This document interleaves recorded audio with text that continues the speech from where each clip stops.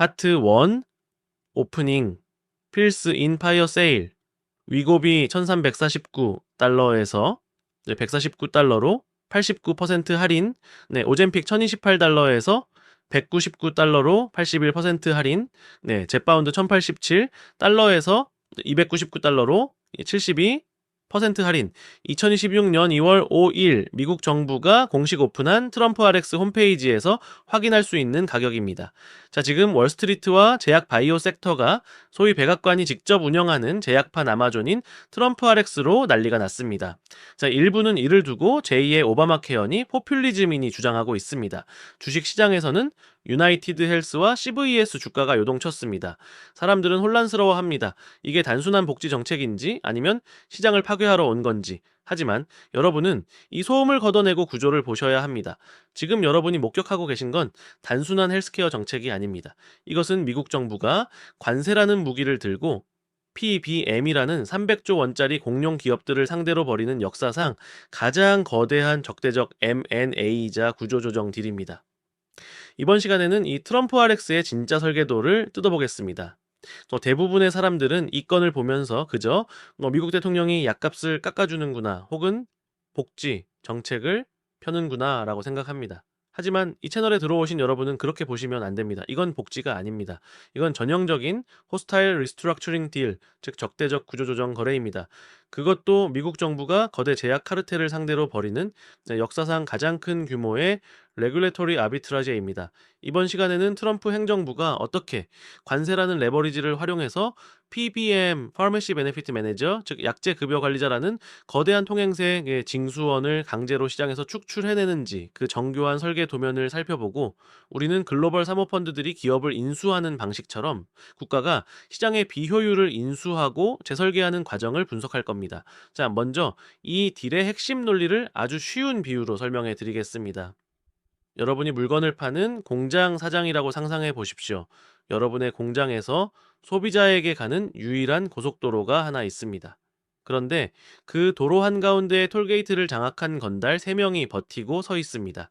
이들은 여러분이 100원짜리 물건을 보낼 때마다 통행료로 40원을 뜯어갑니다. 그리고 소비자한테는 이거 원래 140원짜리인데 우리가 할인해 주는 거야 라고 생색을 냅니다.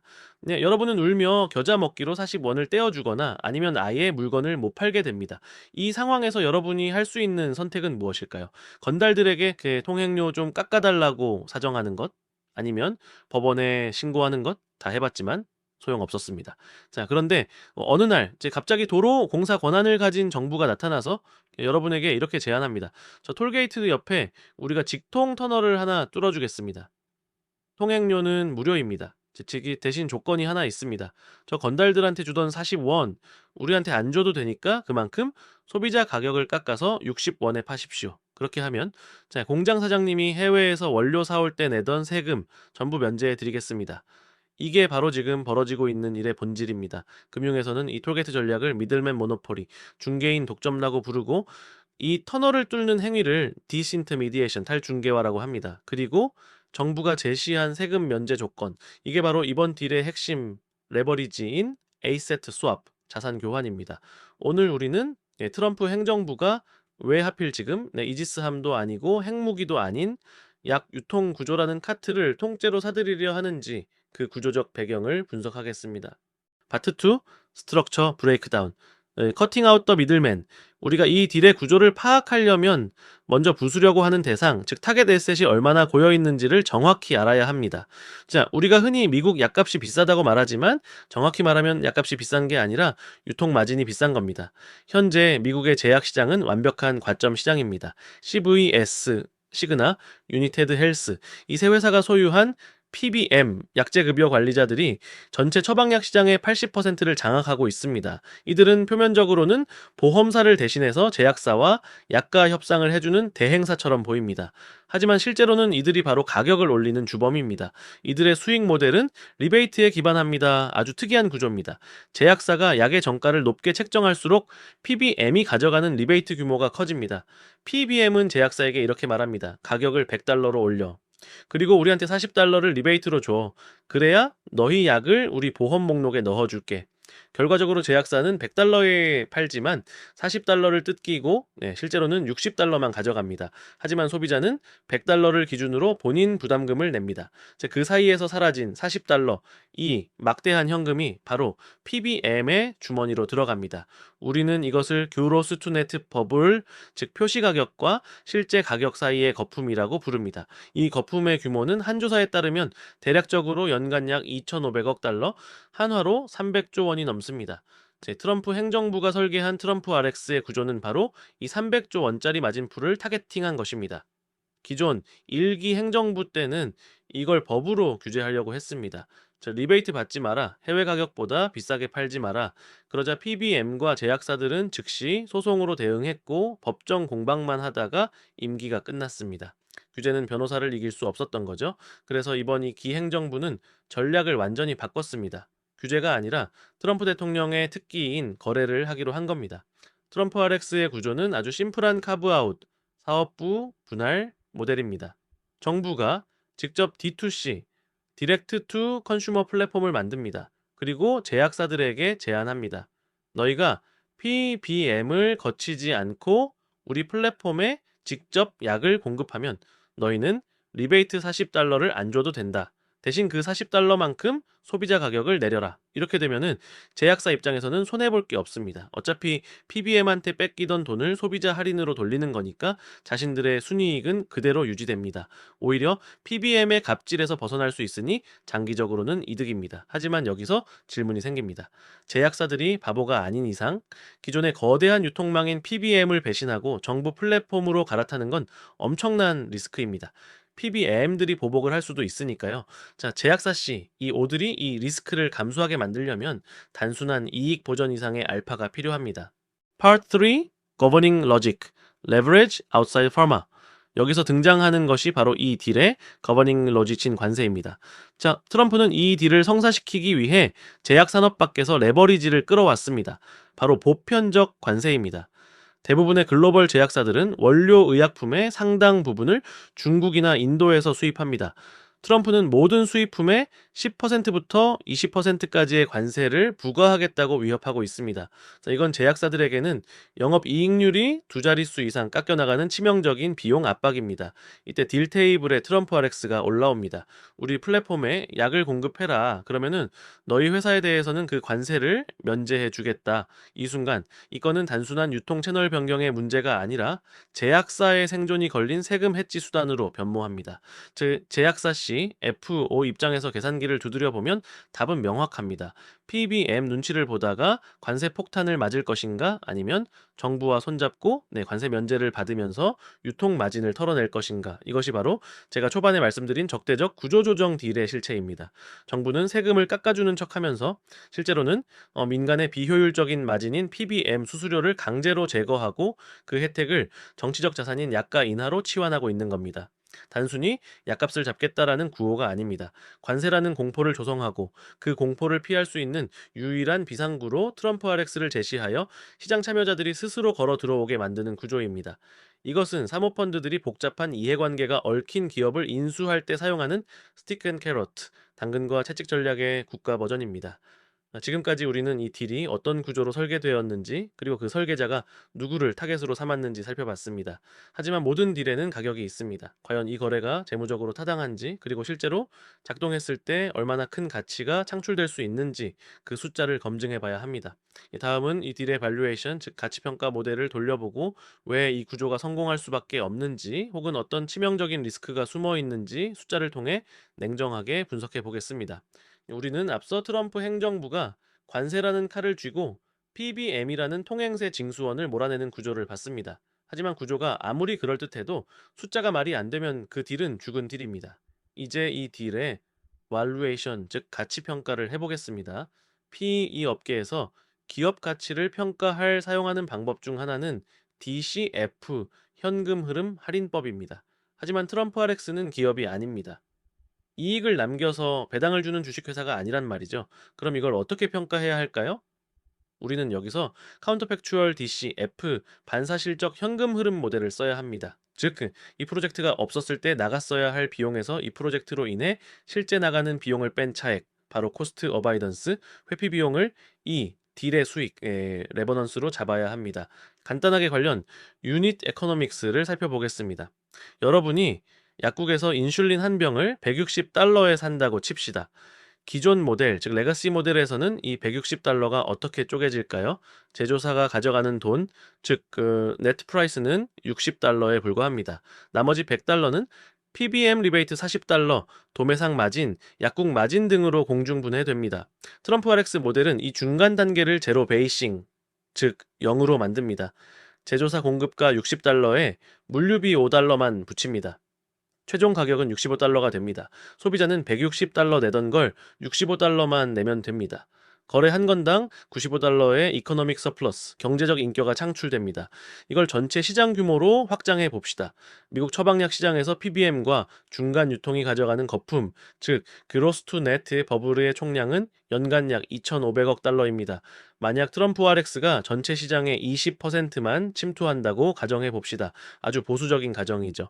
2,500억 달러의 20%인 500억 달러.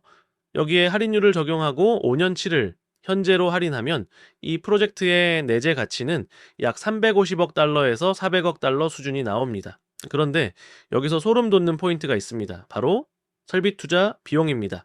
보통 이런 국가적 프로젝트를 하려면 수조 원을 들여서 물류센터를 짓고 배송 트럭을 사야 합니다. 하지만 트럼프 행정부는 그렇게 하지 않을 겁니다. 이미 깔려있는 페덱스나 UPS의 헬스케어 물류망을 아웃소싱으로 쓸 겁니다. 정부가 투입하는 건 관세 면제라는 서류 한 장과 웹사이트 구축 비용뿐입니다. 분모인 투자금은 0에 수렴하는데 분자인 회수익은 400억 달러입니다. 이는 거의 무한대 수익률이라고 볼 수 있습니다. 이것이 바로 국가만이 할 수 있는 sovereign arbitrage, 주권 차익 거래의 무서움입니다. 자기 돈은 한 푼도 안 쓰고 정책 권한만으로 시장의 파일을 재분배해서 막대한 가치를 뽑아내는 겁니다. 이쯤에서 여러분은 이런 의문이 드실 겁니다. 마크 큐반이 만든 커스트 플러스 드럭스나 아마존 파마시도 똑같은 거 하는 거 아니야? 걔네랑 뭐가 달라? 아주 날카로운 질문입니다. 실제로 비즈니스 모델 자체는 똑같습니다. 직거래로 중간 마진을 없애는 것. 하지만 결정적인 차이가 있습니다. 바로 경제적 해자입니다. 마크 큐반이나 아마존은 제약사한테 가서 제발 우리한테 싸게 주세요라고 부탁해야 합니다. 을의 입장입니다. 제약사들은 PBM의 눈치를 보느라 이들에게 제 주력 상품인 신약이나 이 고가 약품을 주지 않습니다. 그래서 마크 큐반의 사이트에 가보면 대부분 특허가 풀린 제네릭 복제약뿐입니다. 하지만 트럼프 RX는 다릅니다. 여기에는 관세라는 방망이가 있습니다. 트럼프는 부탁하지 않습니다. 협박합니다. 저 관세 20% 맞을래? 아니면 우리한테 물건 줄래? 자, 이 강력한 규제 레버리지 때문에 민간 플랫폼은 절대 가져올 수 없는 오리지널 신약, 브랜드 약품들이 트럼프 RX에는 들어올 수밖에 없습니다.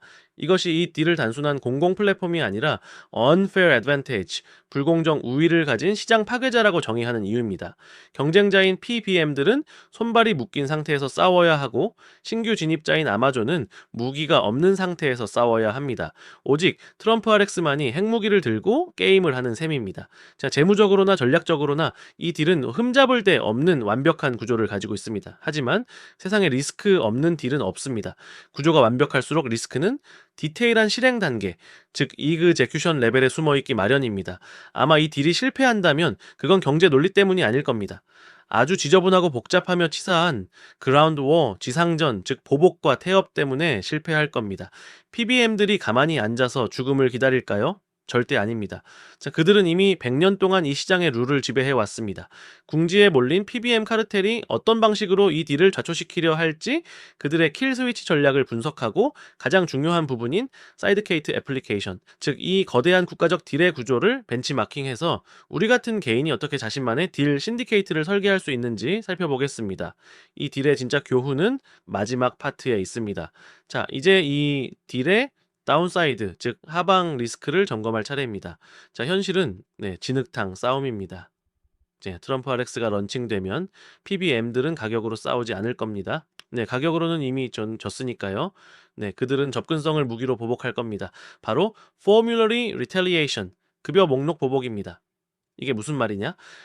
PBM 3사는 미국 민간보험 시장을 꽉 쥐고 있습니다. 만약 화이자가 트럼프 RX에 약을 공급한다고 칩시다. 자, PBM은 화이자에게 이렇게 통보할 겁니다. 좋아. 거기서 싸게 팔아. 대신 우리 가입자 1억 명이 쓰는 보험급여 목록에서 너희 약을 빼버리겠어.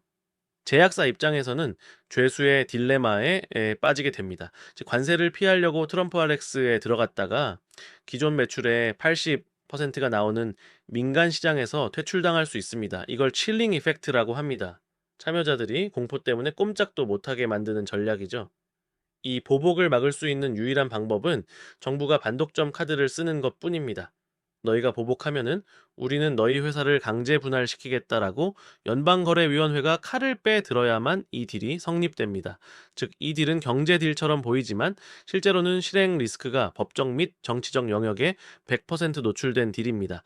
자, 여기까지가 트럼프 RX의 분석이었습니다. 하지만 여러분이 오늘 이 영상을 보고 얻어가야 할 진짜 가치는 미국 약값이 싸지겠네가 아닙니다. 중요한 건 이 구조를 여러분의 딜에 적용하는 것입니다. 파트 4 사이드 엑스포지션 레버리지 앤드 에셋 스왑. 만약 여러분이 자신만의 딜룸을 만들거나 마이크로 GP로서 비즈니스를 설계한다면 이 로직을 어떻게 활용할까요? 대부분의 사람들은 시장의 중개인을 없애고 싶을 때 이렇게 접근합니다. 나는 저 중개인보다 수수료를 싸게 받을 거야. 또는 나는 더 친절하게 할 거야. 이건 하수입니다. 이건 1기 트럼프 행정부가 실패했던 방식입니다. 기존 플레이어는 이미 네트워크와 자본으로 무장하고 있어서 여러분이 가격을 낮추면 그들은 더 낮춰서 여러분을 말려 죽입니다. 트럼프 RX의 핵심을 기억하십시오. 외부 레버리지와 자산 교환입니다. 자, 시장 내부의 변수가 아니라 시장 외부의 힘을 끌어와서 판을 뒤집어야 합니다. 예를 들어보겠습니다. 여러분이 고급 인재 헤드헌팅 시장에 진입한다라고 가정해 봅시다. 네, 이 시장은 전형적인 고비용 중개 시장입니다. 기업은 연봉의 20%부터 30%까지를 수수료로 떼입니다. 네, 여기서 나는 수수료 10%만 받을게 라고 하면 망합니다. 네, 기업 인사팀은 그런 에이전시를 쓰지 않으니까요. 트럼프 RX 구조를 적용하면 이렇게 됩니다. 1. 레버리지 확보. 기업이 가장 무서워하는 게 뭘까요? 돈이 아니라 핵심 인재의 이탈이나 기술 유출 같은 리스크입니다. 여러분은 단순히 그 이력서를 전달하는 게 아니라 특정 직무 전문가들이 모인 폐쇄형 커뮤니티, 신디케이트를 먼저 구축해야 합니다. 이게 여러분의 관세이자 무기입니다. 이 에세트 수합 제한, 그리고 기업에게 이렇게 제한합니다. 자, 채용 수수료 0원 받겠습니다. 즉 PBM, 마진 제거. 자, 대신 우리 커뮤니티 멤버들을 위한 커리어 보호 프로그램이나 교육 지원금을 기업 비용으로 보장해 주십시오. 이 구조가 보이십니까? 기업 입장에서는 생돈 나가는 수수료는 줄이고 직원 복지 비용을 늘리는 세민이 거절할 이유가 없습니다. 여러분은 수수료 받는 중개인에서 인재 커뮤니티의 리더로 포지션이 바뀝니다. 돈은 기업이 아니라 그 커뮤니티에 들어오고 싶어 하는 멤버들의 구독료나 검증된 인재 데이터 판매로 버는 겁니다. 이것이 바로 수수료를 포기해서 시장을 장악하고 다른 곳에서 수익을 창출하는 구조적 차익 거래입니다.